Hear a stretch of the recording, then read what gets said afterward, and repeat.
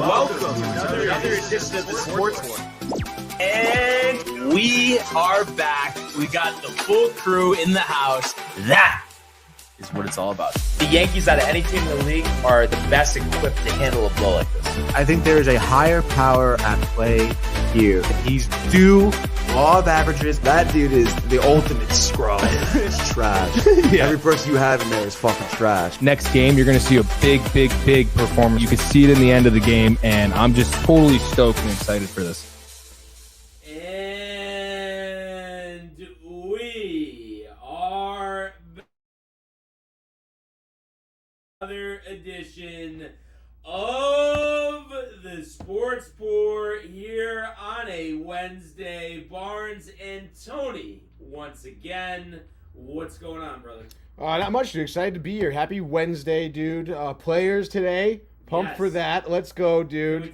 The music, dude. And then obviously Rangers with the shutout, dude, last night. Did I not call that? Come on. That was crazy. Jonathan Quick. Fool's gold. But I guess good for the guys that are going to stay. Exactly, dude. No, yeah, I mean, it's not really great for, the McKenna odds. The Flames being the team ahead of us, by the way. Oh, yeah? Come on. That was crazy. Oh, Mike's, yeah, dude. Dude, I guess so, man. Exactly, dude. Thank you, Josh. Thank you, Josh, dude. Computer Mike again, dude. He knows. All right, let's see. Hold on, stand by. Thank you, Josh, dude. I think we're good, right? Or no? He knows. All right, let's see. Hold on, stand by. Gotta wait for you to say something. You. Josh, dude. I think we're good, right? Or no? Yeah, we're good. All right, dude. we're good. And We're again, good. thank you, Josh, as he says, you're good, basically, with the thumbs up emoji.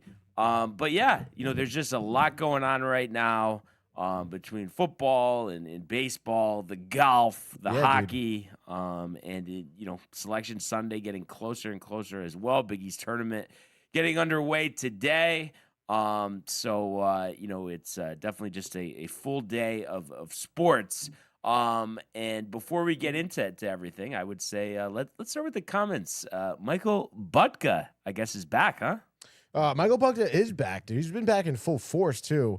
He says, just last week, the Lakers were down 8 in the fourth quarter to a 19-win team, and LeBron playing these last two games. We have been up double digits the fourth quarter, and LeBron was not playing. It's pretty clear, he says to him, that LeBron was the problem all along. Michael, I don't know if we could specifically say it's him, but I think it's just a general chemistry problem. And I've mentioned this. I think Redick, it's just, I don't know. I think he wants to be somewhere else. So don't be surprised, other than Luka. Obviously, he's the building block of the foundation, and Reeves, of course. But if there's a lot of changes in the offseason, LeBron definitely won't be back. But the Lakers playing some better basketball, that is for sure. Yeah, sorry, I was just texting the TCA chat, dude. Talking Italians, Americans here. Wow. Everyone's got to be careful, dude. Yeah. Everyone's got to be a little careful, especially because, obviously, Ernie, not Italian. I would imagine, is Colm Italian? I don't know. I think that's what he was saying. I'm not even sure. I don't know. Honestly. But, whatever, man. It's interesting. We'll see, I know it's all part of it, but I swear with that type of stuff, I never, unless other people bring it up, I don't even think about it. You know what I mean? I just feel like we're all people. You know what I mean? Very right? well said. Or no? Right. No, absolutely. We're all equal. Preaching to the choir. Exactly, dude. Not above, but equal. Yes. And then where we go, Donna Lee with the good morning, she says. Good morning, Donna. I'm glad I know she's not riled. Napping. The judge picture up in her place, and she's talking about doing a home run tally once the regular season goes. I like that. That's pretty cool. Yeah. So she's jacked up, and I love that. She gets it. You know what I mean? That's what's great. Then Josh B says, "Ayo, what up, fam?" Josh B. And then there's Michael Buckta again saying, "I love seeing this chemistry without LeBron." He says, "Lakers playing way better basketball as of late, and I love it, dude." What's their deal? Are they gonna make the playoffs? Oh yeah, they're gonna make the playoffs. Yeah. I mean, I can look at it right now. If I had to guess, I would think they're like a 3rd or a 4th seed in the West. Wow. Quick on the trigger for you here, and they are, what do you know, 4th. There we go. Also, he says Ayton played so much better last night, 14-12. I always liked Ayton. And maybe too. You could say, all right. I mean, was he a number 1 pick? Maybe not necessarily. But in terms of a center that is very good at putbacks and rebounds. I think he's outstanding. And John Pollock, what emoji is that? Like a googly eyes emoji? Googly eyes. I think it's a googly eyes, dude. And then Josh B asking what time the tea time is. We're able to get it nice prime sunlight. And the forecast has improved as the week has went on. It is, I think that it's going to hit 65, partially sunny when we start. So we're talking 115. Which is going to be outstanding. So really can't wait for that. And that's exciting. So I'll be talking about that a lot tomorrow, as well as with Josh later today. And then Knicks and Wolves defeated with no LeBron. If Bron was playing the last two games, it would be 38-27 instead of 40-25. Wow. And then what else we Josh got? B says, "What up to Pollock?" My mother in the house says, "Hi, fellas. Good morning. Miss Mom." you too, Mary. I'm surprised she didn't comment about that. I know. Me too. She had me to too. laugh. I'm right? sure she did. She Yeah. knows. Yes, She yes. knows. Michael Buckter, the defense is way better. The weather has been so enjoyable. Barnes. Yes. Yes, it has. It's Yes, it has, Michael. annoying, though, that there's going to be a little cold front. But Back to I'm 30 hoping, next week. because I think the forecast goes till next Thursday right now, and it's cold. But then it's a full week till we go to opening day. So I'm hoping that, like, you get that cold front out. And then, Yeah, what? dude. I mean, it's not 50 and sunny. Fine, right? No, yeah, definitely, dude. I know the wind could be a factor at these games, but Yeah. I think for the most part, I'd Heat be rises, too, if we have, like, similar seats to last Yes, time, right? Exactly. John Pollock says the Wings are trying to choke again. That's the Detroit Red Wings? Did they? You play know, last I night? don't did think- not. I I don't think was they even I played was last night. over Sam's last night, so I didn't watch any sports. Oh, they did. They lost to the Panthers 4-3. Oh, okay. Wow. A little bit of a surprise there. Yeah, I guess so. I mean, Panthers still, good team. I saw Verhaeghe, 2 goals. I wouldn't think anything of it, John. Although I don't know where Detroit is in terms of the standings, but I mean, I would imagine they're chilling. Yeah, I think they were They're in third. the first wild card first spot wild right card. now. Huh? Yeah, yeah. Okay, so they must have just got bumped out of that because they were the other day. They were third in the. Yeah, I guess maybe Montreal. They're all went on a 1 little bit of a point. heater. Yeah, I don't know, John. I think you'll be fine, dude. Obviously, playoffs, different story. Michael Buckter wants to hit Fort Myers and Naples. Go for it, Michael. Book your flight today. Yeah, go ahead. Have a Ernie good time. with the ear. Here. And then there you go, my mother. Miss you too, Brian. She says, but you just missed my Oh, food. come on, Mary. I've always been very complimentary of you. Of Always have a course. great time. Very gracious for all the times you've hosted us at your house. The food is great. Oh, Of my course God, it dude. is. Of course Oh, it is. And see, Kev, I don't say food from other states is bad just to say it, okay? So just keep that in mind as well. And then Ernie with the what's poppin', fellas. Let's effing go Yankees. Let's go Team Rubio. There we go. Team Rubio. And then let's go Lakers, and then whatever and else then he the puts usual there, skip around dude. about fucking the Mets. And then Michael Buckter, you and I, Brian. And then he wants to call in today. And he says it'll be less than 5 minutes. I mean, we might not have a full 5, Michael, but you could call in. We'll give you, at least, we could give him 90, maybe 120. Yeah, that sounds Yeah, about so right. feel free, Michael. Feel free. And then Pollock excited that Josh B's around, as am I, by the way. Of course. it is nice. Of Corporate course. America not taking him away anymore. We are always excited about that. And is he calling or no? No, not yet. Oh, not yet. Okay. Preparing myself. Preparing, but we'll just put it on hold. Oh, here it is. Oh, okay, never mind. Classic, like the contact photo, the Doncic in the Lakers jersey. As here. Ernie says, still blocked as crazy. LOL. As Ernie. Oh, God. In any case, here, it looks like we're gonna have Michael Buckter live on the line right now. Michael, you're live. Hello, Barnes Tony. How are we doing? Good. We're doing very well. Very well, Michael. It's good to hear from you. I just had a job interview that will be working Thursday through Monday from 10 to 7 p.m. as an account manager. So I'm trying to get that job. Oh, hell yeah. Wow. Dude. Okay, so 10 a.m. to 7 p.m. Yep. And Thursday, Friday, Saturday, Sunday, Monday And- in the Stanford. And where? What's the company? Raffle Enterprise. And what's like? What do they do? Well, they mainly do sales and marketing, but they have an account manager position that they said that they looked into, and I got a lot of good information, and I like what I heard. Oh, okay, great, Michael. Well, that's awesome. Yeah. We're happy to hear When that. that happened- And me and Tony definitely, wish you the best of luck with that. Hell yeah. So anyhow, let's get to those Lakers. Let's get to those Lakers. Yeah, let's get to those Lakers. What do we got? They have been playing so much better. I mean, these last 3 games, no Braun, and the chemistry is just so nice, and like there's no ball hogging, like there's more passing going on, and we don't have to worry about LeBron ball hogging or keeping the ball to himself during the last seconds of the game and putting up a prick. Yeah, I mean, listen, 40-25 is a good place to be. Excuse me. Not bad. In a Could be better. decisive win last night. 2 That's for wins in a row. sure. And, Two Reeves and successive Doncic wins. combining for 62 points. That's Yep. that's pretty good. Yes. And then, like you said, stuff, good stuff. Ayton had a good game. Any concern though, because I'm sure you saw this, Michael, because you're very big on like marriages and stuff.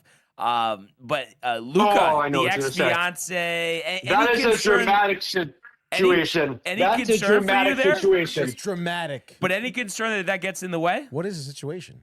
No. So Michael, one second. I was just going to say to Tony, yes. So the situation is he was engaged with someone that he has kids with, and then they broke off the 2 daughters. engagement, and there's a custody battle Yeah. ensuing right now. Yep. Yes.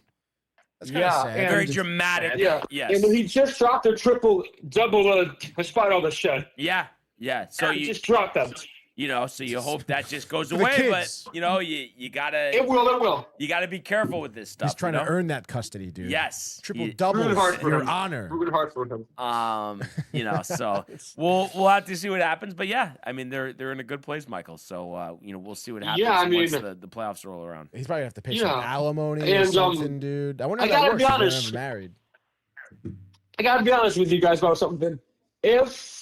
If I think the Lakers beat the Nuggets on Saturday night, I think I might give them an extra round in the post season. Yeah. I think I might. I mean, I listen, think I might, but I need to see that. but you know what's going to be the key? So if they're the 4, Michael, they would play OKC in the second round. So that's Yeah. the key. Can they have they beaten OKC this year yet? No, I don't think they can, but it's like I told my uncle last night. You never know what can happen in these playoff series. Yeah. Just don't know. No, it's true. It's No, true. neither A do I. lot of times it doesn't matter what sport we're talking about. We see a team and we say, oh, they're definitely going to win the championship. And it's like you can't always say that. No. The Dodgers were very close to losing to Toronto last year in the World Series. Yeah, they were. That's a perfect example right there. And going into the year last year, no one would have given Jimmy Seahawks a chance to win the Super Bowl. So you just never know. Oh, yeah. I mean, I'm just saying, like, anything can happen, but I love seeing Boston go down last night. I love seeing Boston go down. I mean, Last night. Boston, no matter if it's Fuck Boston. college hockey, high school football, Michael, anytime Boston loses, it's a good thing. That's for sure. Yeah. Yeah. Football. I mean, especially the Boston Celtics. Especially the Celtics. And how about this? What do you think about this? This is a live comment. John Pollock saying, "My Pistons, it's our championship this year." He is, well, buddy, I just think that, well, Boston with Jason Tatum back might be a contest in the East. Yeah. No, For first. yeah. I mean, I think that the Pistons, the Pistons So are I a think- better team. Well, I hope they make it out of the East. Secondly, if I'm not the Knicks, I hope it's them because fuck Boston. Yeah. Yeah. Exactly. So, listen, Michael, we'll have to see what happens. We Absolutely. we got a lot to get into now, but we do appreciate you calling and Yes. good luck with the job again. Hell yeah. And Thank you. And we will talk soon, okay, buddy? Thank you for having me on Yes, for sir. 5 minutes. Yes, sir. I appreciate it. Take care. Bye-bye. Have a good day. Bye. Very, very in control call on Michael Buck. I have Very to in say, control. He's maturing before our eyes. We'd love to see talking that. account manager position. I mean, that's big. It's big. Again, I mean, that's how you got the role, right? The Yes. maturation, you Yes. get the role now, you Yes. fall into that position. So good for Michael Buckta. Yes, absolutely. And Pollock saying light work. I I'm know. guessing talking about the Celtics. But yeah, like we said, a lot to get into. Let's start in the world of Major League Baseball. Pujols hits one in the air. It's deep to left. It's 700. Albert Pujols. Yeah, what a play! Stop it. Yeah. And Alonso cracks one of the Mets win the ball game. Out of sight. And it works at 100 miles an hour. 14 strikeout. Drove deep to left field. There it goes. See ya. All right. Today's MLB segment is brought to you by Velvet Llama. Premium canned cocktails crafted by NYC bartenders with a playful spirit. Enjoy their award-winning espresso martini with Italian espresso and chocolate notes, the crisp Moscow mule with Nigerian ginger, or the spicy margarita with organic agave and jalapeno. These ready-to-drink treats are made with the finest ingredients. Grab yours at velvetllama.com and ride the smooth wave with Velvet Llama. And Pollock says it in the comments here. What was that USA Baseball? A shocking loss to Italy last night. It was 8-6. We're down 8-0 going into the bottom of the sixth inning. Rally to make it 8-6, but putting themselves in jeopardy of not making the knockout round because you have a game today between Mexico and Italy. If Italy wins, USA advances. If Mexico wins, they have to score at least 5 runs. Otherwise, the U.S. is out. And it's kind of crazy that's what it comes down to. And the fact, too, that, the Mark DeRosa, your guy, the manager, didn't know what the stipulations were, thought the team had already advanced.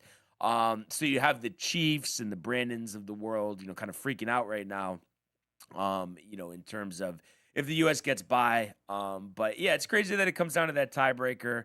Obviously, they just didn't have a good game. That's baseball. But it's just one of those things. I was saying it in the group chat this morning. It's just like, well, if it doesn't end up going their way, I just feel like it's like once we're in the midst of this season, once we're hit opening day, like who's thinking about this? You know what I mean? So it's just like it's baseball. That's it, right? As Sterling would say, it's baseball, Susan. No, yeah, you're exactly right. This is why, this is why in the postseason there's no, one game things anymore. Right. Because anything could happen in baseball in one game. Right. Your bats could be ice cold. Your starter could just get popped at any given moment, really necessarily. So, but clearly people do care. And to hear the whole Mark DeRosa thing, the confusion with if they've advanced or not. That, is kind of unacceptable, really. Yeah. At this level. Yeah. Right. And I wouldn't have he seemed so into it. So it's just crazy that he didn't know the rules. But also, you know what? Why I kind of obviously, of course, yes, I've been the poster child of whatever, who cares? But I just think it's also, it's not just the U.S. team. It's the entire, tournament. You don't have all the best players in, Ryan Yarbrough pitching in a game like this. Yeah. Paul Goldschmidt starting at first base over Bryce Harper. I don't know. It's like you don't have the true lineup. So it's just one of those things. You got to see what happens. I don't know. I guess just because that's how it's supposed to be, I guess, since they're the favorites, I'm assuming it's going to end up working out, but they have to watch tonight with bated breath with that game. Yeah, dude. So what's the deal now? They have to score. Italy has to win. Then they yes. advance. Or Mexico has to win and score 5 runs because it's about the amount of, not even run differential, but the runs allowed, which is the craziest. I don't get why that's the case. Run differential would almost make more sense, but it's runs allowed per inning, and then it makes a difference if it goes to extra innings. It's I don't know. It was kind of weird, because listening to Rick and Dave this morning about it, Rick was I don't know, not necessarily defending Mark DeRosa, but he was saying how it's just a weird. It's like a tiebreaker. It's a weird tiebreaker, especially because the mercy rules came into a factor, I think, as well. It's which is obviously nothing that anyone really is used to dealing with. Not to make excuses or anything like that, but it is it just seems like a weird way to have this tiebreaker, Yeah. But it's interesting because you mentioned Goldschmidt starting over Harper and Yarbrough in a game that you need to win. Well, that's what I mean. Yarbrough even on the team. Yeah, no. Dave was saying was Mark DeRosa managing as if they were already. He said that in the press conference, so he had to be. That's really bad. Really bad. Yeah. Because then that's obviously we're talking totally different game. Yeah. Yeah. So yeah, that's pretty tough, and there's really no excuse there. And I heard the bite of DeRosa say how he misspoke and whatever. But still, I mean, he better hope they advance. Yeah, otherwise, Jesus. I mean, how do you even show your face on MLB Network Right? at this point? You It's know, embarrassing. What are you, hammered? but my point is, Tony, and I feel like I get misconstrued a lot, but that's just what we're used to. But I guess it's just like, first of all, I've always said this: you understand why the utmost importance in this tournament is how the players feel. They're the most passionate about that. I understand that, but I'm just saying, I want the U.S. to win, like, sure, but it's like I just feel like it's just one of those things. Even the diehards, even the Chiefs, even the Brandons, I feel like, okay, maybe for a day or two they'll be annoyed, but I just feel like it's just you can't tell me that losing in this tournament isn't so much easier to get over than if you lose in the playoffs. It's not the same. For me, it is. Yeah. It is not the same, is what Yeah. I'm saying. Yeah. For some players, I don't know. No, the player, but I'm saying Yeah. as fans, like, you're gonna be all right. It's not as bad as like losing a World Series at all. Right. No, I would not compare the two. Yeah. So that's all I'm saying. But they were really, getting into it. But listen, to each their own, right? Yeah, that's fine. And then on Ernie's end of thing, despite the loss to Canada, Puerto Rico has advanced to the next round. So he's riled for that. And I think, with the depleted roster, they've played pretty well. So we'll see what happens. But and it's interesting too, that game tonight, they were talking about this a lot on, I was listening to Phillips on MLB Network Radio, but it's not even on Fox. It's on Tubi. Like it's in some app or something. I don't know really much about it. That's right. But I think it's 8:00. Italy and Mexico. So the U.S.'s future hangs in the balance. And we'll see what happens. But Canada, Cuba at 3, Italy, Mexico at 7, and the DR and Venezuela at 8. And the Cuba and Canada game, as well as the Dominican Republic and Venezuela on Fox channels FS2 and FS1. So you haven't seen anything? Seen anything? In terms of watched any? Because I know you were saying you didn't catch it yesterday. But, Here and there, but I didn't catch anything yesterday. No. yeah, but not really big chunks. Maybe a couple minutes here, a couple minutes I there. would say that. Put the cutlets on, go back, Exactly. that type of thing. Yeah. And then Pollock says Canada won. And it says pitching takes you far. We can hold the lead not enough. Michael, we can hold the lead not enough, but to come back. What's going on, brother? It's about the Yankees, not the World Baseball Classic, and you know it. Or the Jets. Yeah, exactly. Yeah, who cares about it? Come on, Geno. Wow. Yeah, that's it. Yeah. That's it. Enough. And honestly, I was telling earlier this morning in the group chat, if the U.S. ends up not making it to the knockout rounds, I hope Puerto Rico wins. Throw them a bone. You know what I mean? Not, right? And also, I was saying too, like, you could tell the fans, like, in these games, like, are way more passionate. Yeah, like so in you were saying Houston, but it's true. I mean, they're It not is. sold out. Yeah. And they're sitting in rain. Like, you think if the U.S. was playing in the rain, the fans would be just sitting in the stands? Absolutely not. No. And I think that is because, I mean, I don't want to speak for everyone here, but Yeah. I think a lot of people do like have the sentiment of like it's not, The end of the world. at the end of the world. If the USA doesn't win the WBC, like sort of deal. Like, is it really something I would spend money on to go to? Like, probably not. But for other people in other countries, I mean, this is like what their country has to be exposed to national level baseball like this. You know what's an international. interesting one for you? So you're gifted 1,500, covered a trip to Houston for one of their games, or Miami, whatever. Right. Or you could just take the 1,500, suite at Mohegan that's already included, and then just hit the tables. I'd probably hit the table. Wow. I guess, too, right? Yeah. I mean, The room plus the 15 on top. Like, that sounds awesome, dude. yeah. No, I mean, I don't blame you. So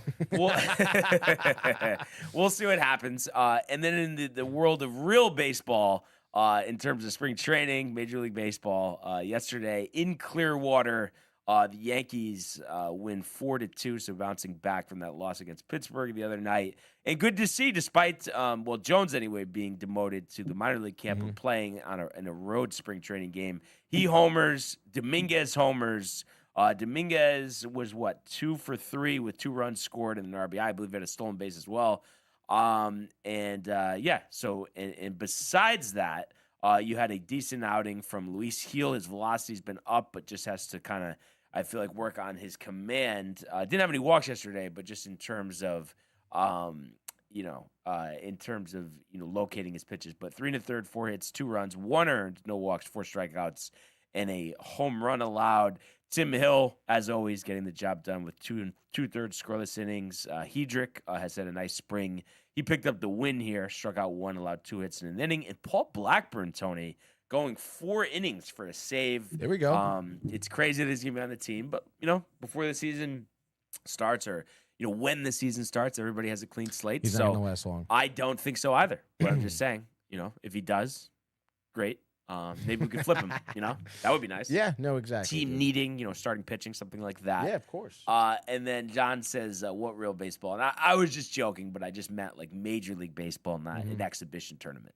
So that's what was in store for the Yankees. I think they're back in action today. I hate how I have to. Oh, no, they do have the pitching matchup. Okay, MLB. great. Steinbrenner Field, 6:35. Schlittler versus Eddie Lauer. And I would imagine, given that game doesn't start for a while, we don't have any lineups out. But being a home game, I would think maybe we see Stanton again back in the lineup, and maybe Spencer or Jason as well. But we'll have to see as we inch closer and closer. 14 days Yankee opener, 15 days to the Mets opener. And That's right, what baby. is the other comment here? Looks like John Pollock says my Tigers best them ugly 7-2. Red Sox. 7-2. Wow. There we go. And speaking of besting, Tony, I see the Mets 6-1 yesterday. Yeah, they bested the Cardinals. Obviously yesterday, Peterson, I mentioned, first start, spring training, pretty solid. 4 innings pitched, just let up a solo shot in the first. But after that, settled down, 3 Ks, 2 hits over the course of those 4 innings. And it was looking pretty good, dude. The fastball was looking solid. I think it was a changeup just like over the middle of the plate that went out of the park in the first inning. But Peterson kind of picking up where he left off the first half of last year, which is great. Obviously, the big question with him is whether he can keep that up for the entire season. We've talked about that. Career high in innings pitched last season, kind of collapsed down the stretch a little bit, which hopefully, he worked in the offseason and then kind of, he'll be good down the stretch. We also saw Christian Scott for the first time this season, too. How'd he look? He looked all right, I guess. 3 innings pitched, no earned runs. I think only maybe 2 hits or something like that, or 1 hit, but 4 walks. Oh, okay, so the command was probably. So the command was tough, dude. Again, it was just like kind of weird when I was watching because it was like, again, an at-bat would be fine, strikeout. He had 4 Ks, so the strikeout stuff is there. Fastball was hitting like 95, 96. But it just seemed like out of nowhere, he would just like lose his fastball, then he would lose his slider. And we're talking like, 7 to 9 inches out of the strike zone, Wow. and then he would dial it back in again, sort of deal. So it should be interesting to see what his state is with the team during this season. But if he can figure out that control, he is a harder throwing pitcher. He's got some good break on the slider, so I'd like to see that. I know the Mets optioned Tong down to the minors yesterday. Huh? How was he pitching in the spring? I don't think he pitched at all this spring, to be honest, dude. Really? I haven't double checked, but I haven't seen him. I guess now that you bring it up, Jordan Tong spring training. I didn't realize too he had a 7 ERA last year. Yeah, no, he after what, maybe his 4th start, it like really wasn't go. Yeah, dude, no game log for the spring. Yeah, 25 stats. So obviously some work needs to be done there. It's interesting. Obviously, the Mets, brand new pitching staff there. Maybe they just want to work on certain things with him. Maybe they just don't think he's ready right now. But regardless, I'm sure we'll see him at some point. And then Alvarez, big dinger yesterday. Nice. Way out of the park, dude. Dead center. Nice to see that. So he's hitting well. Yeah, he's hitting well. Yeah, first homer of the spring training. I think he has 6 hits over 11 at bats so far. Nice. That's as good as it gets. Yeah, exactly, dude. So hopefully, he can ride that energy into the start of the season. Ride the wave. Ride the wave of Velvet Llama, dude. So yeah, dude, it was a good game. 6-1. Back on the diamond today. Cardinals again. Manaea second start. Trying to see more out of him.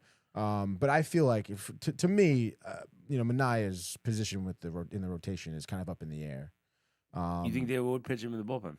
Or try to trade him, but who's going to really... I mean, I guess if a team has an injury, but then you have to eat salary, probably something like that. Right? Would be kind of tough. Maybe they do the bullpen, which I would never be opposed to, you know? I mean, especially the Mets bullpen. Yeah, exactly. Could always in add a pinch, something. Exactly, innings. dude. But it just seems like, again, you know, the elbow problem he's having is continuing to affect him, I think, anyway. You know, he had 1 start, 3 earned runs over 3 innings. You know, not great, dude. Yeah. So, you know, we'll see what happens today. Maybe you can dial it in a little bit. Matchup. I don't think the lineups are out yet, but it's gonna be. Is it a night game? 105. Oh, it is a 105. Yeah, it just says matchups here, so I'm sure the lineup will be probably dropped within the next half hour or so. Yeah. But in any case, we look forward to that game. Yeah. That's right. Closer and closer, cookie buckets. And I really want those egg rolls now. Dude. You said it yesterday. Let's go. Yeah. Let's those get sound really riled. good. Yeah. No, I am definitely riled. Hungry. That is for sure. And Pollock, Ralph, your mustache. Here we go. Thank you very much, Yeah. John, as always. But let's switch gears here and go to the world of the National Football League. This kid is special, man. This think to do that. Gonna run for it, he got it, and there he goes. Oh, the play of the year in the NFL. Throws intercepted by Surtain. Nobody's gonna catch him. Jones through the end zone, touchdown. Quincy Williams leveling Murray. There he goes. Jamar Chase. Not yet. Touchdown Bengals. Stafford, Williams. What a hit by Buda Baker. Buda Baker just saved a touchdown. Day in the NFL yesterday, but we'll start with our headliner on the graphic today. Come on, man. As the spam call comes in. But Is it not a good head? I mean, you know, like it's the Crosby tri-state situation, area, dude. I guess. That Crosby shit is nonsense, dude. Well, Honestly. we'll talk about that in momentarily. But after a 9-year separation, the New York Jets and Geno Smith are together again. Jets sending 2026 6th-round pick to the Raiders in exchange for Smith and a 2026 7th-rounder. He had reworked his deal. Basically, Raiders are going to pay most of his salary, $16.3, and the Jets will pay $3.3 million. They could have signed him for a veteran minimum of about 1.2, but we're concerned that they might, face, some competition, I guess, from the Minnesota Vikings. And I, in a way, I get that. I mean, obviously, it's just like, well, you don't need to get him. But I think that's why they did the trade rather than rolling the dice with the release. But I think like Kirk Cousins would have been, a lot better option. But they didn't decide to do that.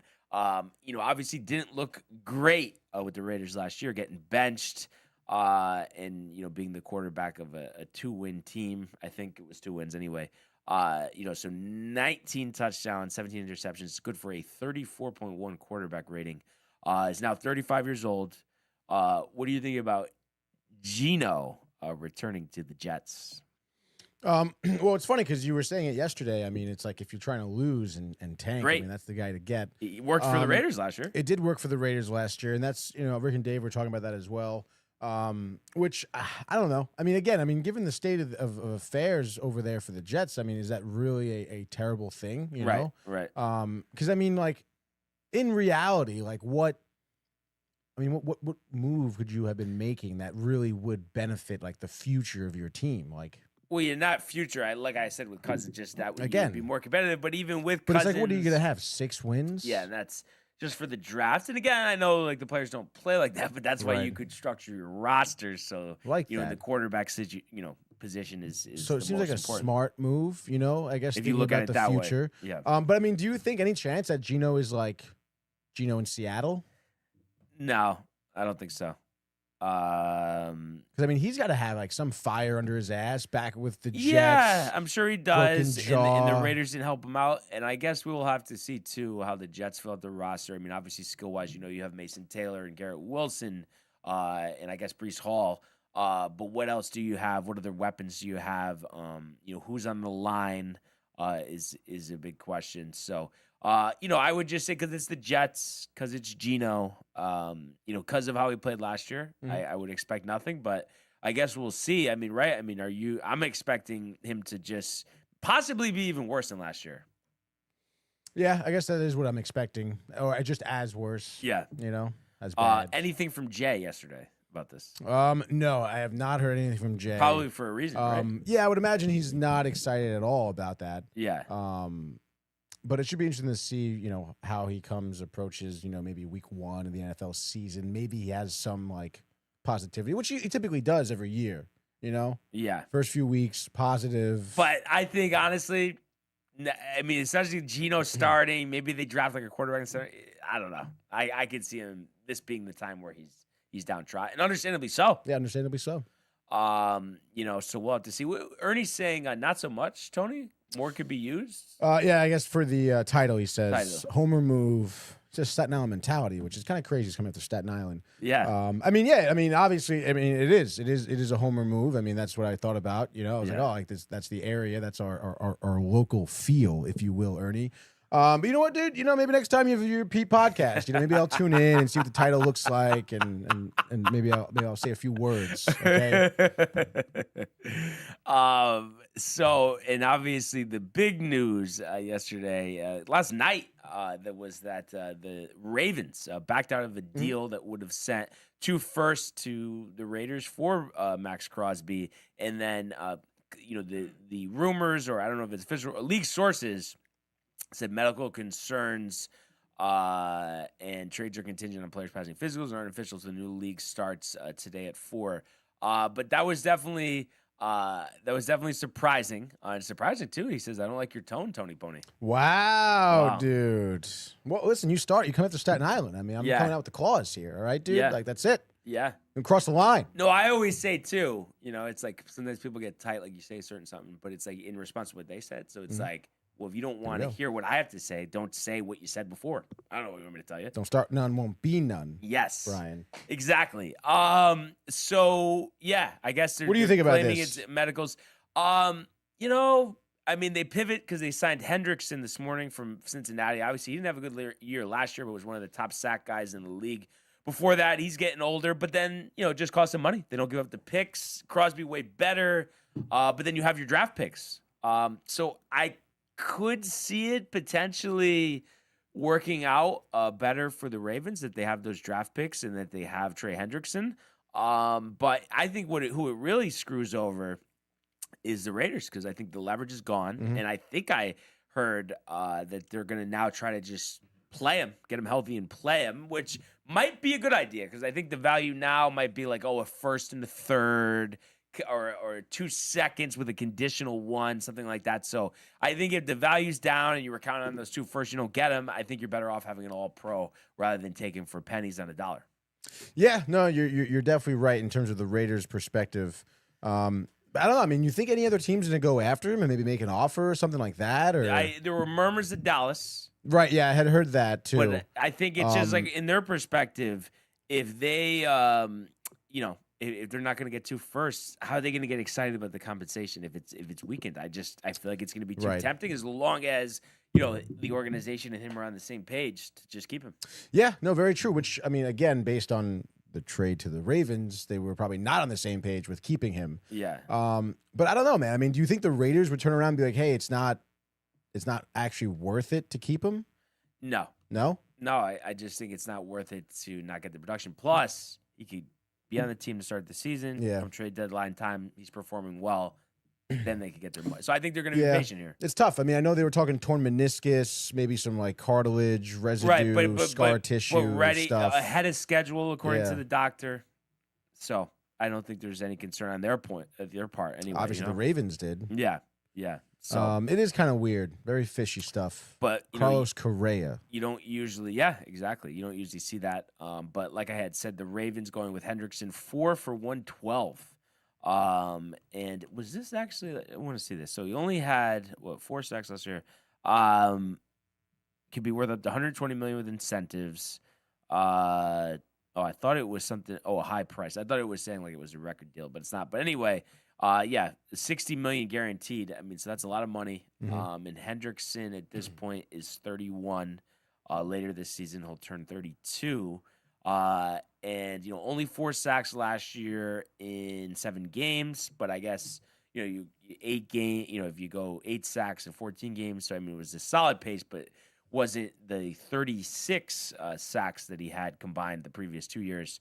But I think he gets after the quarterback. And like I said, the fact that they get to keep these picks, get a pass rusher, I think it'll work out fine for the Ravens, despite Crosby being a better player. Also, Ernie says, have a dart and relax. Physicals are different in Dallas, I guess. Yeah, that's the one thing. Like, you see this all the time. I was saying this in the chat last night, how it's like, oh, he could fail the physical, but then they could come up with another deal, let's say with the Cowboys, and he passes it. Like, how is that? Just doesn't make any sense. Yeah, I don't know, dude. I mean, these, not that I'm throwing, like, athletic trainers under the bus or doctors in general. But basically, yeah, because every time you say, but.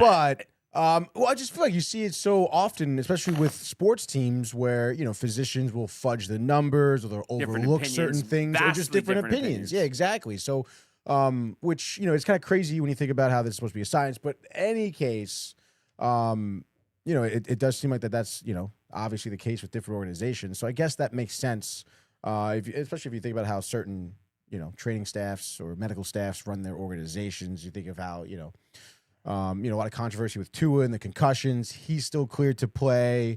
You can go with the Yankees, the Rizzo concussion. He was cleared to play. Herman hammered on the mound. Volpe. The shoulder. So, clearly, and again, it could be, I don't know the intricacies. Obviously, I'm sure they get a lot of heat from the upper management, the ownership. We need them to play. The players themselves, I'm sure, just put me out there. Doesn't really matter sort of deal. So I get it.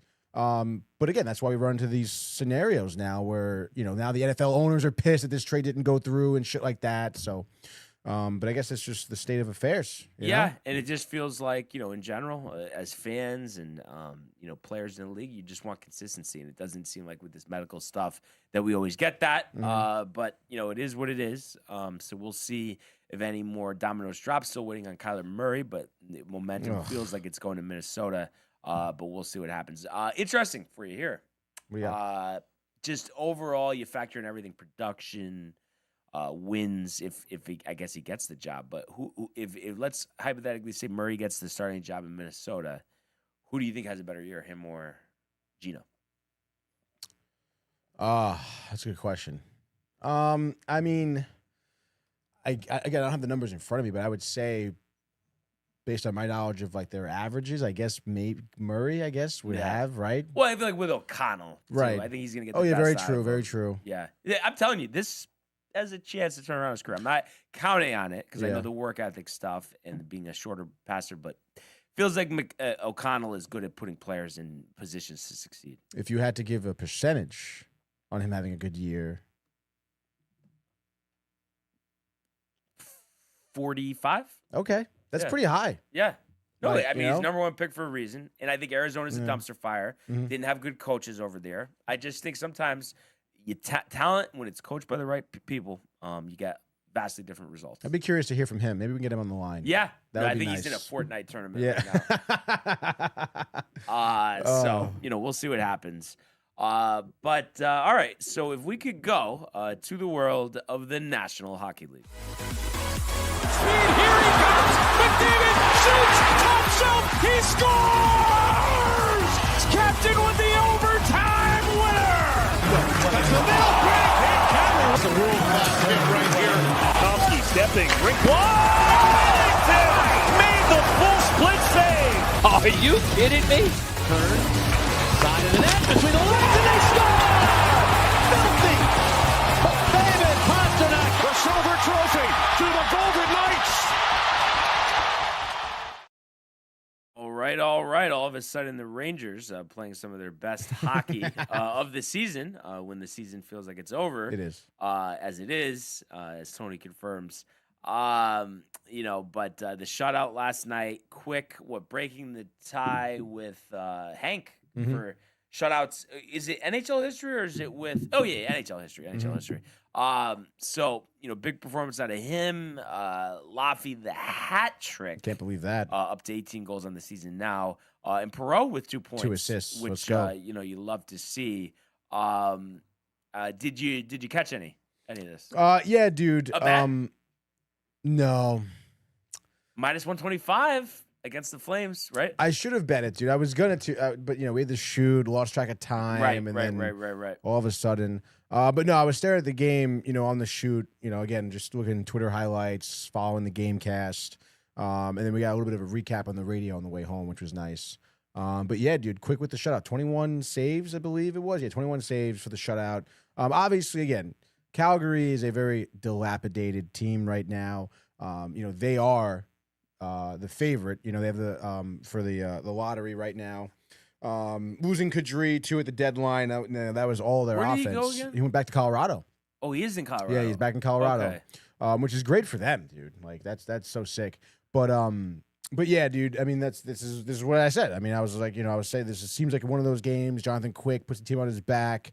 I know not a lot of saves, but they were quality ones. The Flames did have some good chances. But hey, man, I mean, the Rangers' offense looked great. Again, the future here. Seeing Perreault with 2 assists.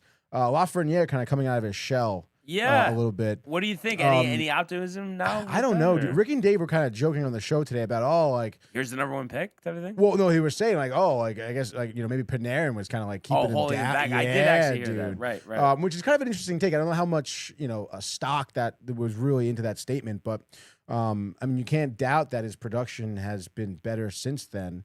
Again, I mean, I guess you could say just like Kyler Murray. I mean, this guy was the number 1 overall pick for a reason. So I don't know. I mean, again, I wouldn't bet on it, just like Kyler Murray as well. But this could be maybe a turning point in his career.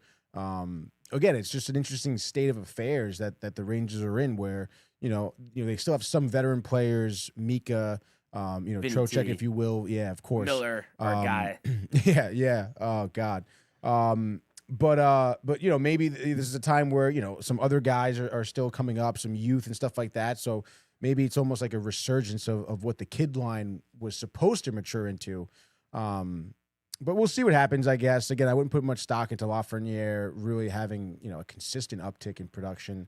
But again, I mean, he probably knows he's playing for a spot on the roster really at this point. So we'll see what happens there. But again, I am obviously excited to see them play well. Like I said, focusing on the youth, the future of the team. Obviously, I want them to win.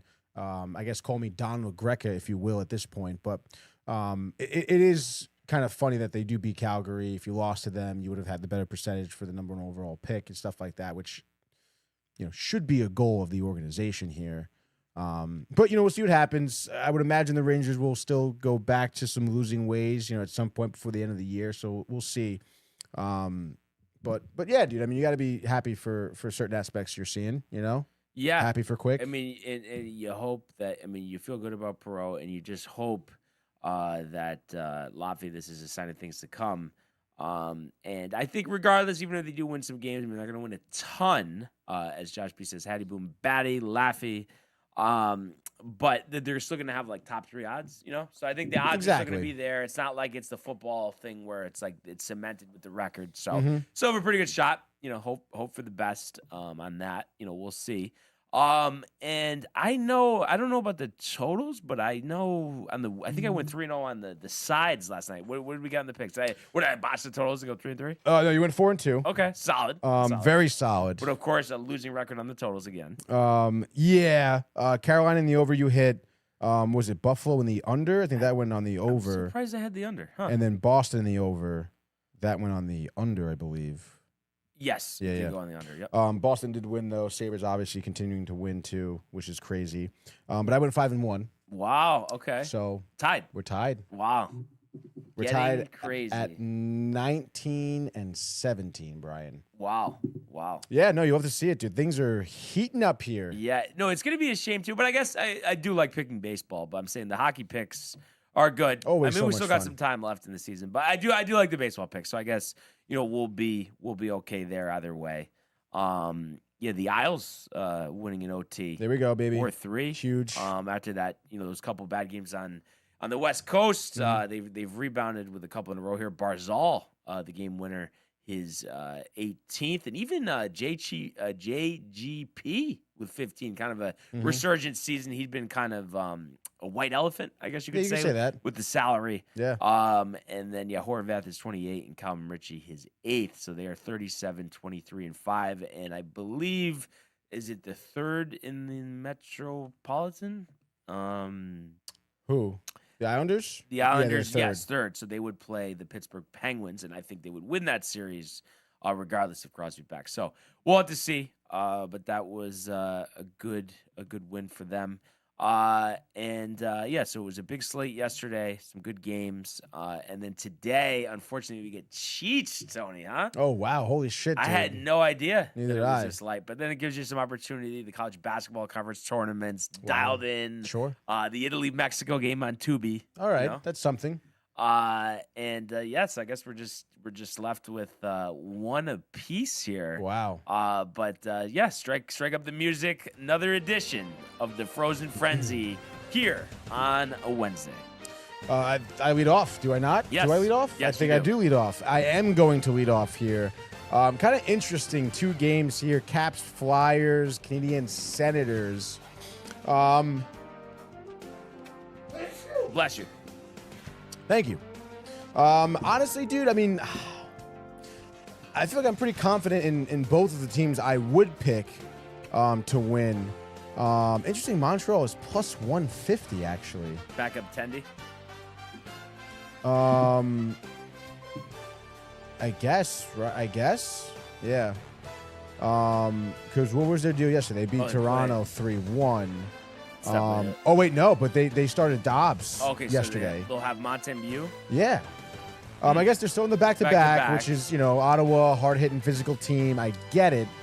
Oh, man. But I guess I like the value, so I'll take the value. Give me Canada on the back-to-back here, or Montreal specifically here, as they are in Ottawa. Senators working on a 3-game win streak right now. They're playing some pretty good hockey, actually. They've outscored their opponents in the last 3 games. What is that? 13-5. I say that stops here tonight. Montembeault will be on his head, having one of the better games of his season, because his season isn't tremendous here. Not getting the bulk of the starts. 10, 8, and 4 on the season. No shutouts. 3-4-3 goals against and an 8.72 save percentage. I say he stands up. Why not, dude? So give me the under. Give me Montreal win this game. I'm going to say 3-2. Cole Caulfield, Mr. Wednesday night here, nets a late 3rd period goal as the game was tied. Don't think it's going to overtime, but no, he says Montreal 3-2 with the under. All right. So the only other game here, Capitals, Flyers, and Philly. So I'm gonna go with the Flyers. I haven't been high on them this year, but Washington on the road, 12, 15, and 4, and really haven't been playing good hockey. Yeah, sure, they hammered Calgary last time out 7-3, but they lost 3 in a row before that. And the Flyers have been decent at home, 14, 11, and 7. And yes, they did get shellacked with the Rangers last time out, but I think day off, kind of reset. And I think they will take care of business here. I'll say they're going to win 4-2. Give me the Flyers in the under in what is a very abbreviated Frozen Frenzy here both on unders. a Wednesday. So we'll see what happens. Probably the most abbreviated. Most abbreviated. 2 games. Yeah, I mean, we've had one, but then we've used it the next day if it was a Friday. But obviously, we don't have that luxury today. No, we do not, dude. So we get the grid up. We're going to the grids, We're talking 30-30. Kind of a interesting. That's the first name that I was thinking. He's 2%, so that's a good way. There we go, baby. Start. A great way to start with a Juan Soto. Bang, 2%, dude. And then Cubs, Braves. It was DeRozan on the Kimbrel? Cubs? DeRozan was on the Cubs, and he's on the Braves. Giants, So too. the Braves. We could do Braves, yeah. Yeah, do that. All right, fine. He came up with the Braves, right? Yeah. Yeah. 1%. So he gets the call after There we the go, dude. kerfuffle yesterday. I wonder if he had a 30 home run season with the Cubs. I would be willing to bet no. Yeah. A lose 5% for Cubs Giants. I was just trying to see if I don't know if Raja Davis was on the Cubs. 21 homers with the Cubs. I kind of do remember that. But didn't really have any. Well, he had one other season, right? Oh no, that was a split. Yeah. That. Or no, that was the next season. So he had two 20 home runs. Yeah, seasons. two 20 home run seasons. Okay. Solid. And Davis, did not play for the Cubs. I was trying to think if there was. Cubs Giants. He's going Brian Dozier. That's a good call for Josh there. Oh, I like that a let's give lot, him actually. that. Yeah, let's do that. Dozier. Mr. Dozier. 2% nice, And dude. then we got to think about. I'm thinking Derek Lee for the 30 home runs. Let's see. For the Cubs? Oh no, that's the wrong Derek Lee. Hold on. Lee. I'm trying to think. I mean, 4. okay, yeah, let's do that. I would say Chris Bryant, but Yeah, I feel like Lee will probably be less. Um, Some people kind of forget that he even played, Derek Lee, 97-11, that one, right? Yes. Yeah. And then I think for Dead Nuts, we could 4%. go Eddie Rosario. Eddie Rosario. Oh, never mind. We can't. 15%. That's kind of crazy. Okay. You think Bart would be high? Bart, I would say, is a good one. Okay, let's do Bartolo. Excuse me, 7%. Okay. Giants Twins is tough. Is it Nathan? Or was he only in their minor league Uvalde? system? No, Joe Nathan. But oh no, it is 17%. Man. I'm trying to think. I feel like Taylor Rogers was on either the Cubs or the Twins, as well as the Taylor. Giants. No, it is. You're right. It is Taylor Rogers. For but Twins? would it be Taylor or Tyler? Oh, let me confused now. I want to say Taylor. Let me just make sure. I think you're right. But let's just double check. That's a good call. Rogers brothers, I feel like, are underrated. Very underrated. Not closers, but No. very good setup guys. So let's see. Taylor Rogers was on Minnesota and the Giants. Yep. There we go, dudes. Taylor Rogers. 7. And then let's see. So the 30 stolen bags for the Giants. Edgar Renteria wasn't on the Cubs, right? I don't think so. Yeah, the 30 stolen bags for the Giants and the Braves. The Braves, I feel like we've been over this one. Acuna, obviously. Was it Terry Pendleton or no? I don't know. No. That sounds No. good. Did we do Hank Aaron? No. I feel like he'd be super high. No, but he didn't steal 30 bags. You sure about that? This guy knows something. Oh, so Hank Aaron's good? Henry Aaron. Henry Aaron. 5%. Not bad, dude. He's talking Dave. Josh B. That is Dave Roberts or Bonds. Let's see what Dave Barry Roberts or- is. It would be Barry, but Barry. let's see. Dave Roberts is 2%. Nice. Dave Roberts. What a guy. 9908. Yes. Dave Roberts. I didn't realize there was all these Dave Roberts. Me either. Holy cow, dude. I feel like there's been like several guys that have been on the Cubs and the Giants. I don't know why I'm like kind of blanking on this. there lose several 5. I mean, that's not bad, but I feel like we could get somebody better. Chris Bryant. I don't know if that one is high. Oh, interesting. Let's see here. I feel like people forget about Chris Bryant. Right. Well, let's just double check. They might know, the Cubbies fans know that they traded him over there, maybe. Yeah. And then let's see. Bryant. Wow, this is taking a long time. Yeah, no, that was really high. Chris Bryant's really high. Yeah, I guess go with the Lou, right? I mean, 5 is fine. Moises. Yeah, it's annoying. I do know there is. I can't think of them. Mark DeRosa is one of them Mark DeRosa was one of them, and I could have done Kimbrel. for the Braves, Cubs. But It's actually all would be the same thing. Yep. I think. Maybe not. right. I don't know. No, it wouldn't be. It would be a little less, but whatever. It's fine. For a second, I thought we got a Yeah, for a 131. second, you're like, whoa, dude. 36. Dude. Not bad. That was, honestly, that was good grid by us, dude. Yeah, and maybe it's different now, but I swear, growing up, and I don't know if you remember this at all, I feel like 36 was the most common number of saves a closer would get. I don't know if you remember that. I guess I could say You look it up, actually. What's the most I'm trying to common? think.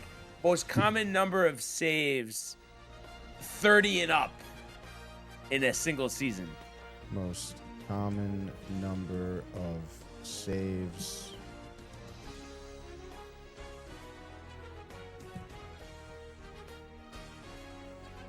I'm curious to see what it's going to tell us here.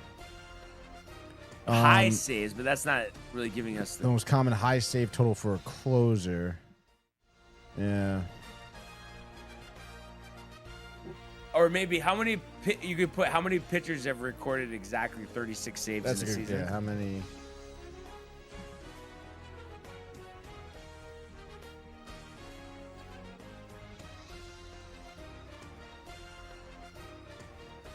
AI, dude.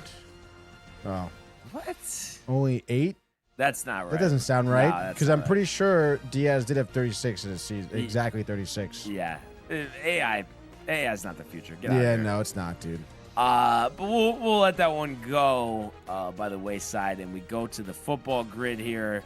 All right, so let's see, 5,000 rushing yards for the Lions. Reggie Bush. Reggie Bush with the Lions. 6%. And then let's see, Colts and Lions. Amir Abdullah.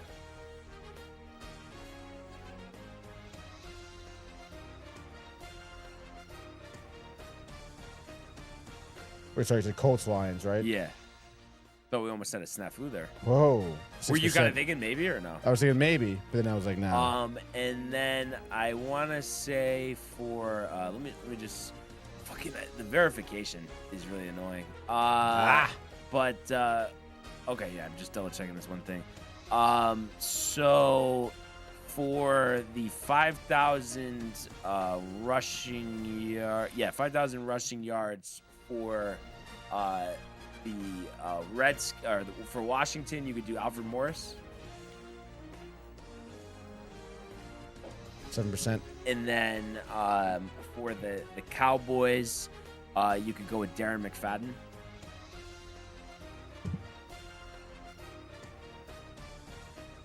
%. Nice, dude. Okay. And then let's see here. I think Dead Nuts is Ryan Grant, if I'm not mistaken. Ryan Grant. Yes, and that's the 2007 to 2012 variation.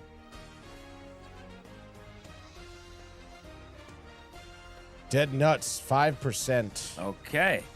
And then let's see here. I'm thinking Vanderjack should work for Colts and Cowboys. Let's see if we can 12. I'm trying to think if there's anybody else.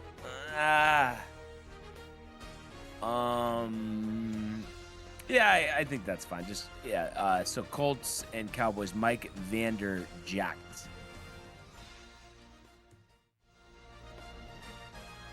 Yeah. There. 12%. Okay, and then I'm thinking Garcon for 18. Or I guess then do Brissett for Washington and the Colts. 10% for Brissett. Okay, and then let's see. So we got 2 more. Dallas and Green Bay. Let me see here. Oh, Terry Glenn, Dallas and Green Bay.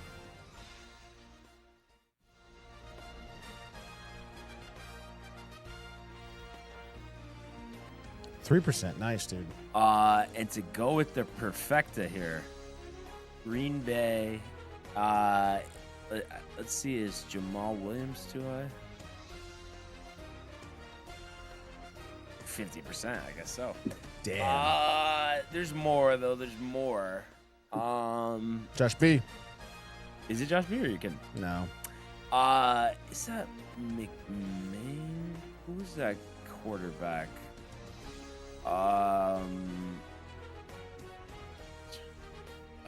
Green Bay. Tight end. He's Lewis.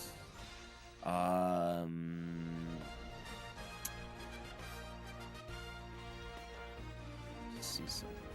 Oh, Tim Boyle. There we go. Tim Boyle. There we go, dude. Thanks, Josh. UConn's finest. Tim. 57. Nice. Not bad. Score. Hardwood. 1 block per game. Yeah. Let's see here. So for the okay, not that one. Where is it? Oh yeah, Ty Lawson. So Rockets and Nuggets, Ty Lawson. Tie. Rockets, Nuggets, tie. 2% for tie. For Rockets, 1 block per game, Josh Smith.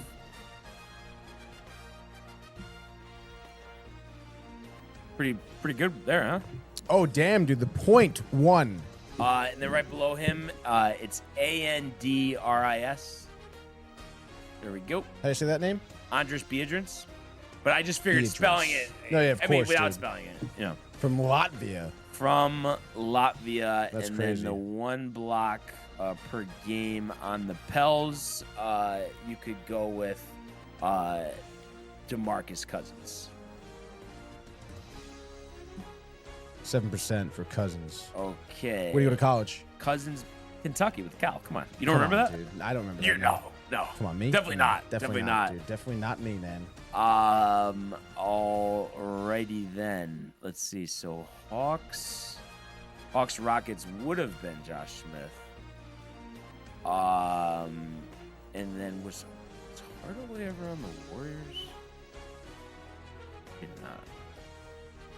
Hardaway, but then the Pelicans.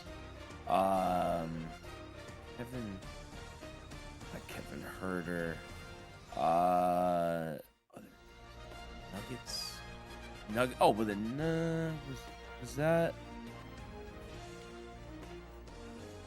Oh, who am I thinking? Nuggets Warriors, Steve Blake. Yeah. .4. Josh B. There we go. He loves that, dude. Let's see here.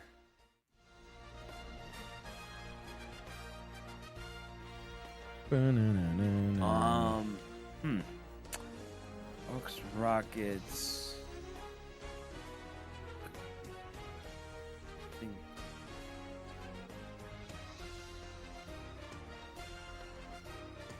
Hawks, Rockets, Tracy McGrady.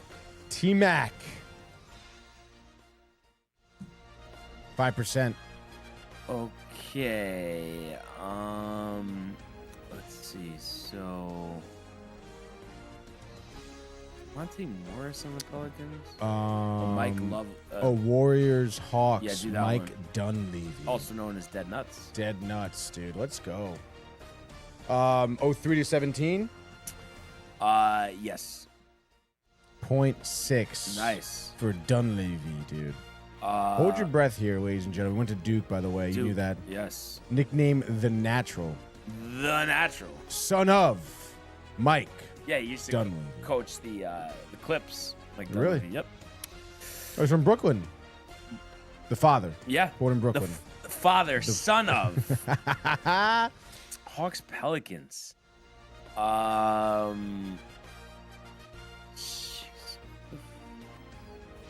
else has been on the Hawks? Schroeder wasn't on the Pelicans. I don't think Derek Collison was either. I guess look up Nuggets and Pelicans.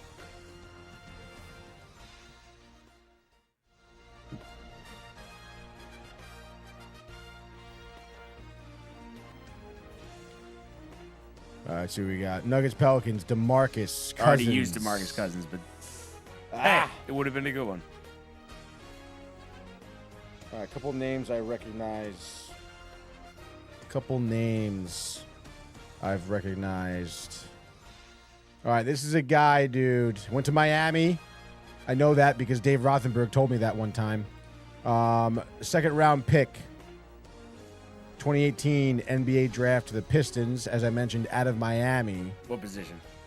He is a point guard predominantly, I guess. Point guard, small forward, shooting guard, it says here. But he definitely, I mean, to me, I guess the first time I heard of his name was on the Nuggets. Like I said, drafted by Detroit, 2 years there, 18 to 20. Pretty solid, started the bulk of the games there. Then played for Brooklyn 2020 to 2022. Then was in Denver in 23. Bruce Brown. Yeah, dude. There we go. This is a guy that was at the 8% there. Not bad, I guess. At the Beach Bash, though, I was interviewing Dave Rothenberg. First time? First time. Where you go to college? Well, because I had asked him, I was like, what do you think about people who say you cheat on the whatever? Right. And he goes, I don't cheat. Give me something right now. Give me. Where do you go to college? Give me something. And the first person I thought of was Bruce Brown for some reason. Oh, okay. Bruce Brown, Miami, right away. And then Josh B says, but he healed. But he Hawks healed. Pels. Hawks, Pelicans. 1%, dude, for a total of 27, which it's not bad. It's got to be one of the lowest, right, for basketball. I mean, me and Michael pulled something one time, but that's because of his expertise, not mine. His expertise is bar none. By the way, playoff game yesterday, he had won by a point. They're moving on to the quarterfinals, I think. Matt Tight the other night called. Yeah, they lost by 2 points. Oh, my goodness, dude. Trouble at the free throw line. He was telling us at the Y. Not good, dude. Not good. 50 assists for the Devils. Dougie Hamilton, 3%. All right, let's do it. Doogie Hamilton. A lot of guys there. You think of, Patrick Elias. Yes. Scotty Gomez. Yes. Who else? Doesn't matter. I think Jesper Brotman. That doesn't really matter. Colorado. You think of Nathan McKinnon. You think of Kel McCarr. Kadri, 1%. Really? Yeah. Nasem Kadri. Columbus is tough, dude. You think of Panarin. Johnny Gaudreau did it. Yeah, Gaudreau's 40. Panarin is probably the other 60. Who knows, though? Well, maybe not, actually. What about Rick Nash, or he wasn't an assist guy? He was not an assist guy. And Marchenko, probably not 50 assists. I don't think so. 50's a lot, dude. I don't know for sure, though. Those are really the only two guys I know for sure. Let's see. Well, let's hold that thought for a second. Hold Anything else that thought? Yes, dude. Jets, Avs. Classic Vladislav Nemetsnikov, dude. Bang. 11%, not bad. I don't think I can name anyone else, to be honest, on those two teams. Avs, Canada is kind of tough too. Patrick Waugh. I feel like it's a recent thing for you, referring to the Canadians as Canada. You never did that. Yeah, I guess before. so. Yeah, I did that like probably 3 times. Did you hear today. somebody say it? No, I don't know what's going on. Interesting, dude. Kind of felt like it came out of thin air. You know? Yes, dude. Freaking cord. And I'm getting it. Okay, Panarin is 21. Okay, you want to do Panarin? I mean, I guess I could just make sure that Rick Nash. Yeah, double check. You There's never know. no other great Columbus Blue Jackets. Oh my gosh, dude! Again, 50 assists is a lot, dude.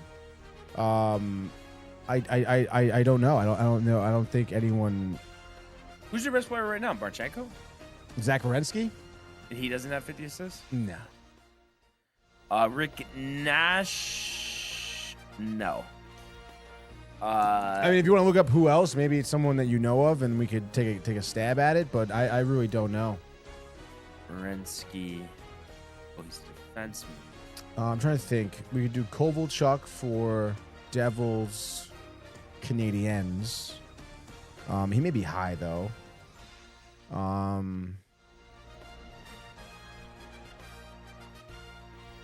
Werenski is the winner. Zach? Yep. Really? Yep.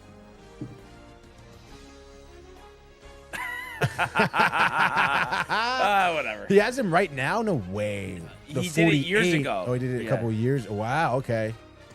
Yep. Wow. Good for him. 50. Oh, sorry. No, 57. That's not it. 59. Yeah. Last year. Good for him.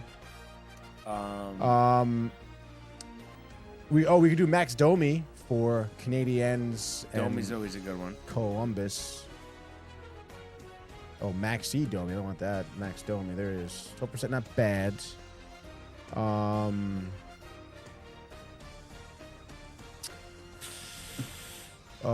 We just start looking them up. Give me a sec here. Columbus and Winnipeg. No, not Cam Atkinson. Dominic Moore. I don't think he ever played for Winnipeg. Oh, you mentioned him, did you not? Pierre. Luc Dubois. Luc Dubois. 25%. That's fine. And then Dead Nuts. I guess you can do Kovalchuk also for Dead Nuts. But who else played for Winnipeg and New Jersey?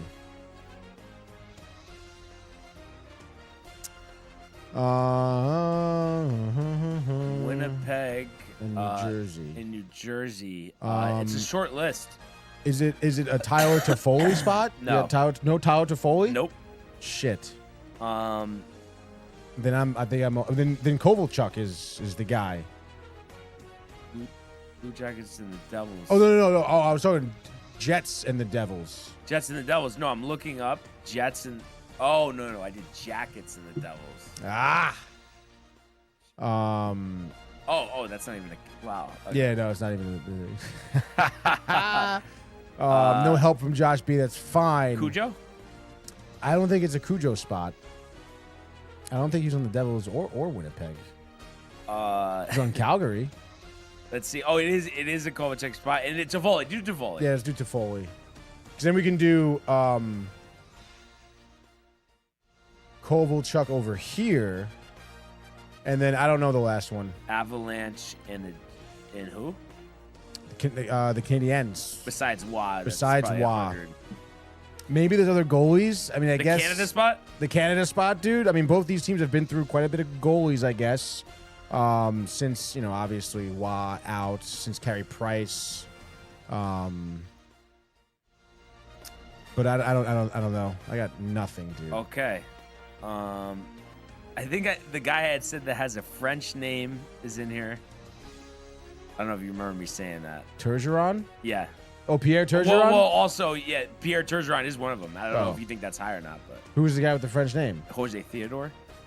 Oh, Jose Theodore. Yeah, I don't know. I would say go with Turgeron. Turgeron? Yeah. The French ass name. Wow, dude, 0.9. There we go. For an even 100. And Josh B had said Guy Lafleur. And you know what we forgot about? Especially with the players tomorrow. Want to see if we can get through the golf grid? Oh, shit, that's right, dude.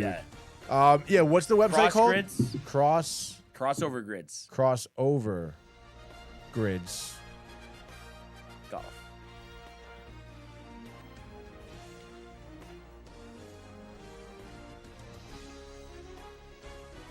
Oh, whoa, dude.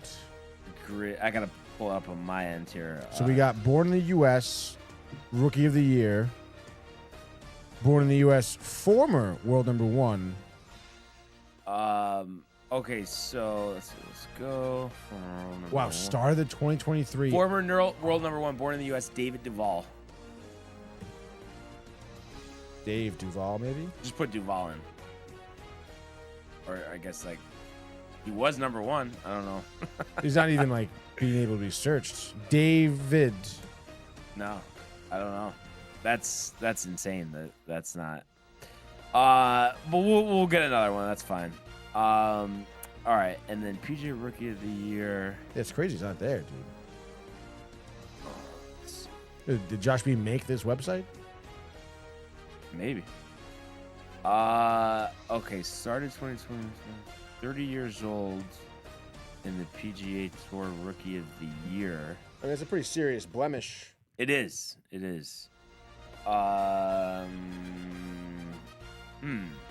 Boy, this is actually, I guess, harder than I thought. This is not. This might. I need to look this up. I mean, what was David Duval born in Canada, and I'm not aware of this? Yeah, but even so, his name should show up, though, right? Yeah. Let's see. He was born in. Oh my goodness. I have the wiki page coming up. He was born in Georgia. So this Florida. Florida, Yeah. Jacksonville. Went to Georgia. So I mean, with that, is it over for them? They're not. We can try right? other stuff, I guess. Let's see, 3 career wins. on the PGA Tour. Ricky. 3 career wins. Ricky Fowler, 33% on the bottom right.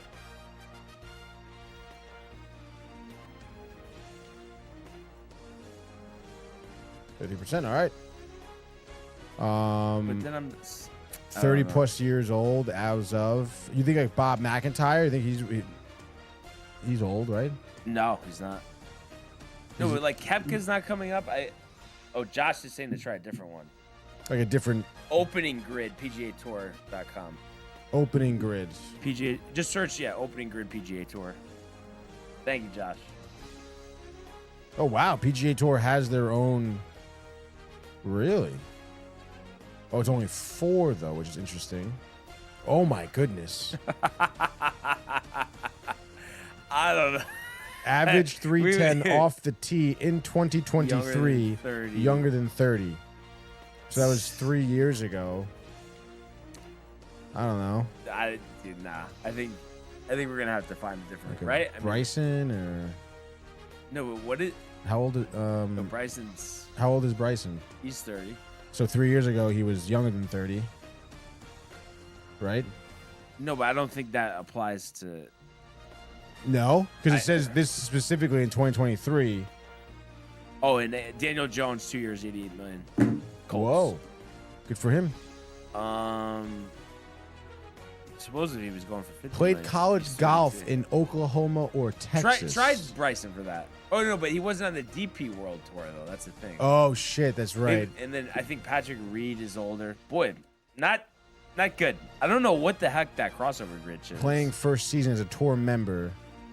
What the fuck, man? I just don't know about the college golf. Do you know anyone who played for Oklahoma? Did Ricky Fowler go to Oklahoma? I don't know. Wait, see, is there other grids up there?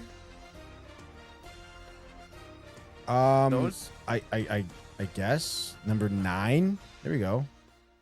Won the players between 74 and 99, and won a major, which obviously, Okay. you know. So won the players 20. Scotty. So won the players 23 and a major. I'm trying to think about other.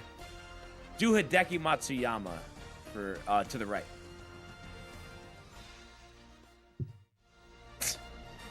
It's just like I don't know. We're gonna have to do some research on these. Am I golf spelling grids. Hideki wrong? No, that's how you spell it. Yeah, dude. Yeah, what the fuck is this?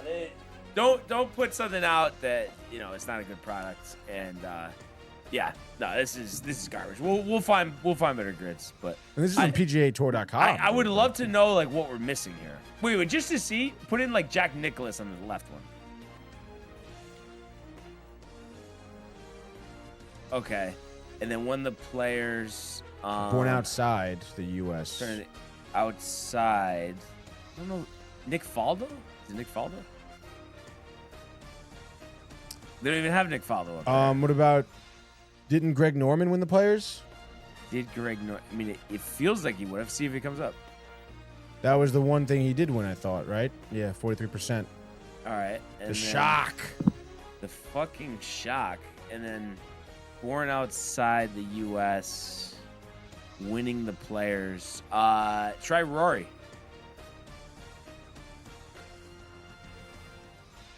Wow, 26%. And then we just need one a major championship and one the players. But that should be Hideki Matsuyama. But we don't have that.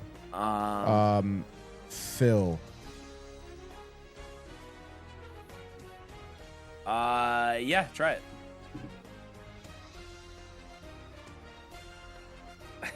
So did it give us a score? Or, we go click out of it maybe.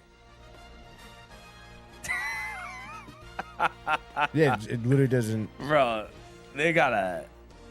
And then Josh B saying, is he a live player? I don't know what that was in regards to. Not Matsuyama, but I don't know. But we tried. We'll hopefully they'll come out with something that's worthwhile. Yeah, it's kind of tough, dude. Very tough, very They're tough. But you know what's slapping their not name tough? on it, Let's dude. strike up the music, Tony. We only get to do this once a year. It is time for the Players Championship There it is. preview. Ponte Vedra, Florida. Probably 70 to 80 degrees and sunny all week. The Island Green on 17, commercial free. Golf Channel, NBC, Steve Sands on the call. And you look at the players here, Tony. This started in 74. I wanted to see, so it started in 74, but it's been at TPC Sawgrass since 82. And purse-wise for the fourth consecutive season, $25 million, with the winner getting 4.5. Who would forget last year's epic Players Championship, the playoff Monday between Rory McIlroy and JJ Spawn. Rory victorious. Both players would go on to have outstanding seasons. Spawn would later win the U.S. Open. Rory would later win the Masters, and that was a 12-under playoff. Scotty, the year before, won his second back-to-back 20-under. I think he was the first one to go back-to-back, first one to win the Players and the Masters in the same year, and obviously Rory ended up doing it last year. And then the year before was his 17-under win, a dominant 5-shot win over Tyrrell Hatton. Cam Smith in 22, 13-under. JT in 21, 14-under. We all remember the canceled Player Championship in 2020. Matsuyama had a great tournament, as well as Rory McIlroy, who had won in 2019 at 16 under par. Everyone's always kind of named it, golf's fifth major, the field, the purses, and the field is reduced. It used to be, I believe, 155. We're down to 125. Obviously, there's a cut. And, Rory looking to defend his title, back injury and all. Looks like he's going to give it a go. But as you would imagine, all the top golfers in the field, Scotty, Rory, Tommy Fleetwood, Colin Morikawa, Justin Rose, Russell Henley, Chris Gotterup, Robert McIntyre, Sepp Straka, Xander Schauffele, J.J. Spawn, Hideki Matsuyama, Ben Griffin, Justin Thomas, Cameron Young, Harris English, Alex Noren, Victor Hovland, Ashke Bhatia, Josh's new favorite golfer, and then Ludwig Oberra. Those are the top 20 ranked golfers in the world. You have Brooks making his return, first time in 4 years. He's always had that trouble on 17. I forgot what his career score is. I mean, I could even look it up. Kind of interesting. But his last tournament he played, I believe, was the Cognizant, where he had a decent showing. But let's see. So Brooks Koepka, career on 17 Sawgrass. Scoring. 20 over par across 20 career rounds. Whoa. What was the chuckle for? No, just because how you stopped talking, I was hearing the violins. I mean, what a track. It really is, dude. Is there juice for you with the players right now? Yeah, of course, man. 17? 17. The Island Green on 17? No, of course, dude. I mean, the Island Green, exciting. Like you said, golf's fifth major. Greg Norman, dude. Norman. And then, as you can imagine, expanded coverage starting at 7:30 on ESPN Plus, and then I believe it's a 1 to 7 vehicle on Golf Channel tomorrow. So you got the players all access as well. I'm guessing that's online, really looking forward to watching this one. A lot of different places to go. One thing I was disappointed in, the senior players champion, they call it the colleague for sponsorship purposes. They play over at Firestone. Last 2 years has opted not to play this. We had seen, who was it? It was Jerry Kelly play this, make the cut, oldest guy to make the cut. And then Ernie Els skipped this last year, and Miguel Angel Jimenez, has decided to skip it this year. I mean, I know you're focused on the Champions Tour, but you got a free entry into the Players Championship. Ridiculous. I don't know how you don't do it. The nostalgia. So that was disappointing. But anyway, all that said, a lot of names to go from. What are we thinking here? all right, dude. So I got a name here. I feel like you put this name in my head. I don't know if you picked him maybe for the Arnold Palmer, but I'm going to go with Xander. Nice. I think this. Did you pick him for Arnold Palmer? I think you picked him recently. Yeah. You mentioned, the way his season's been going. Obviously, been a little while since we've seen him win a, I guess you could say, an elevated event, or even a major at that. I guess 2 years ago he won the Well, 2 years ago he won the the Open and the Open US Championship Open. in the same PGA, year. or the PGA. No, yeah, I think you're right. Because Wyndham Clark. And then this season, pretty solid. You mentioned it last week. Cut at the Farmers here, but Waste Management tied 41st. Pebble Beach tied 19th. Genesis tied 7th. Arnold Palmer tied 24th. Some problems there, but still, I mean, it's been this guy who we've talked about in the past couple seasons, the rib injury, the oblique, dealing with that, kind of getting back to center, back to major center performance center, dude. I think this could be a bright spot for him. And maybe, who knows, maybe this will lead into a major win for Xander this season. But I think he takes the cake here. I'm going to put him at a 12 under par to win the Players. And then I think he was at maybe plus 2,000 or something like that was Xander's odds. But for my sleeper here, I'm going to go with Bob McIntyre. This is a guy who has shown some bright spots. Started the season off hot, tied 4th at the Sony Open. We've seen him win the Scottish Open 2 years ago. But after that, obviously not too much to show for the 29-year-old Scotsman. So give me McIntyre as my sleeper here. I'll say he would win at 15 under. Who do you have, Brian?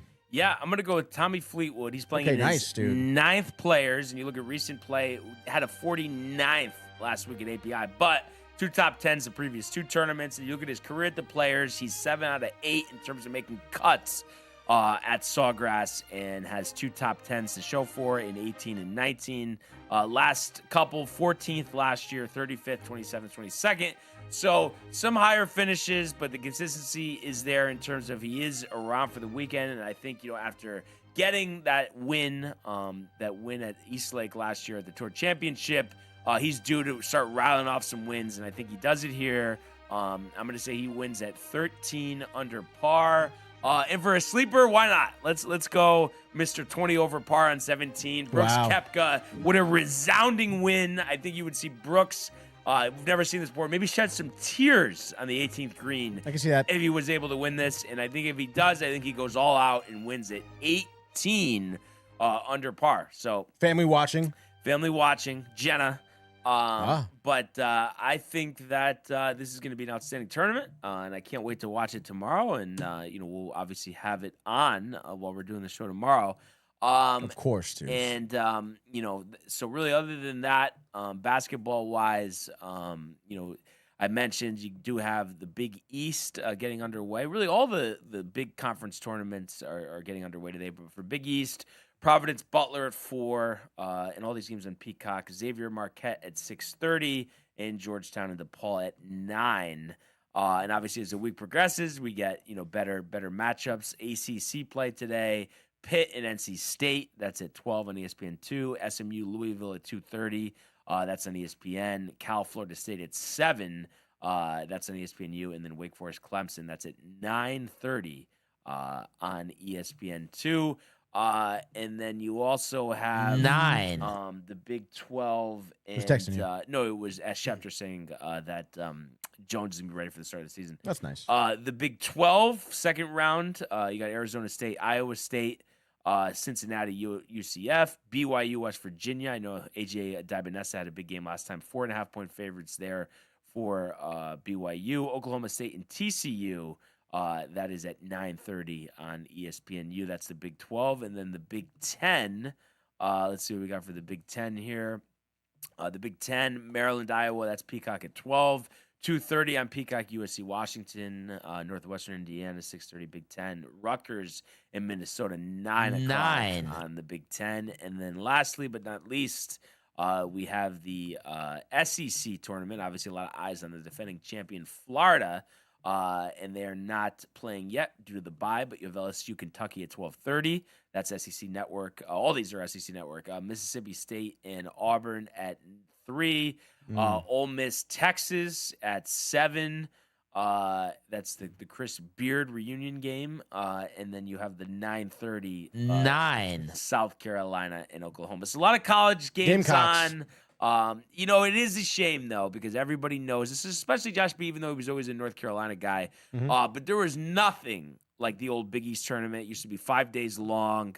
Now it's only 4. Now it's a Saturday finish instead of a Sunday. But that used to be tremendous. The basketball all day. It always was on ESPN, not Peacock. But kind of mediocre games today. But excited to see what UConn does. I don't know. Did they announce the time? So they do have the time. So they're going to play at 7:00 tomorrow on FS1, and Creighton Seton Hall. That matchup is already set. That's a 2:30 game tomorrow, and we'll see who Villanova, UConn, and St. John's get paired up with. St. John's will start off at 12 tomorrow. So, like I said, selection Sunday around the corner. We had already got in the fantasy basketball group chat the bracket. If anybody wants to do that, very nice. I know Josh could send you the link on that as well. And then also Syracuse basketball firing Jim Boeheim's successor and Adrian Autry after 3 years on the job. 6 straight games to end the season, and we're 15-17, 6-12 in the ACC.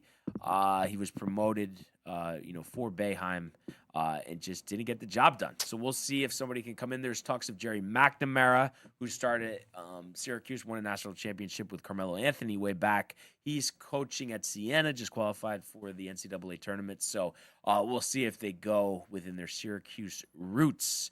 That's for sure. And then, I don't think, other than that, I don't NBA, with Knicks in Utah, I think. Bam Adebayo? Oh, yeah, 83. But I don't know. Is it just me, Tony, or is it just, yes, that's a lot. It's hard to do. You can't do that blind. But I just feel like it's just different than when Kobe dropped 81 or way back when Wilt. Like, it's just like you're playing the Wizards. I don't know. Like the Heat were following to get Bam the ball. He was getting triple teamed. He attempted 43 free throws, more than Wilt and Kobe ever attempted. I mean, it was just kind of crazy, right? I mean, it's just the gimmicks of the NBA these days. Yeah, good accomplishment, but there were things that other players didn't have those advantages when they had those high scoring marks. Of course. I mean, it is a good accomplishment, and I don't want to sit here and belittle that, I guess. But all the points you bring up, I guess, are pretty interesting. But I don't know, man. It's kind of a weird conversation to have, because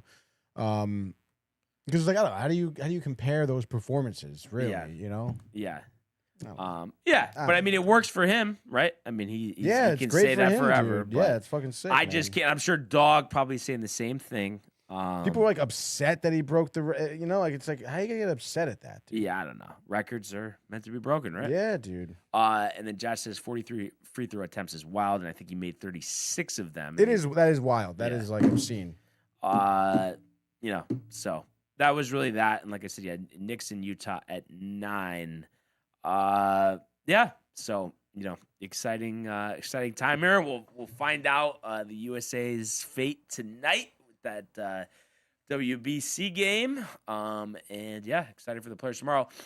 Any gaming corner tonight? Gaming corner tonight. Still TBD in the game. We were gonna try to do card, but what about Tsushima? Joey is still sick. Tsushima has been put away, dude. That's been completed. Okay. So you're gonna get the sword out. That would be sick, dude. And I still the sequel's out. I still haven't gotten it yet, but I don't know. I'll figure something out for tonight. Maybe it'll be Mike NBA 2K. Who knows? Why not? Dude. Why not? That's what we did last week. 2K. You can get hammered, produced. Right? Exactly, dude. Hey, that's gonna be 7. Darts. Yeah, 7 p.m. Okay, sharp, nice. the usual Pizza? time, dude. I don't know tonight. Last week we did Chipotle. Okay. So I'll talk to Mike, see what he's feeling. I do have my meal prep fried rice, but obviously, given the opportunity for some chopped meat. I'm just kidding. Come on. Chicken with the fried rice this time, dude. The chopped meat, I think it's. You overdid it. Yeah, no, I think it was classic overdone spot. Yeah. But that's fine. It's fine. Chicken's good. Chicken's good. Chicken's good. It happens. It happens, dude. Steak and shrimp. But so great show today. Really appreciate everybody who tuned in and continues to comment, like, and subscribe. All of the archives on the YouTube page, Tony, Michael, Renee, and Jay and Costa, and the merch at DowntimeTV.com. Want everybody to enjoy the day, enjoy the games, enjoy Gaming Corner. Let's go Yankees. Let's go Mets. And we will see you. Mañana. There it is. Hey guys, Tony here from Downtime TV checking in. I want to thank all our fans out there who's been liking, subscribing, sharing our content. You guys are the best. You guys are our bloodline. You make us love what we do. Thanks again.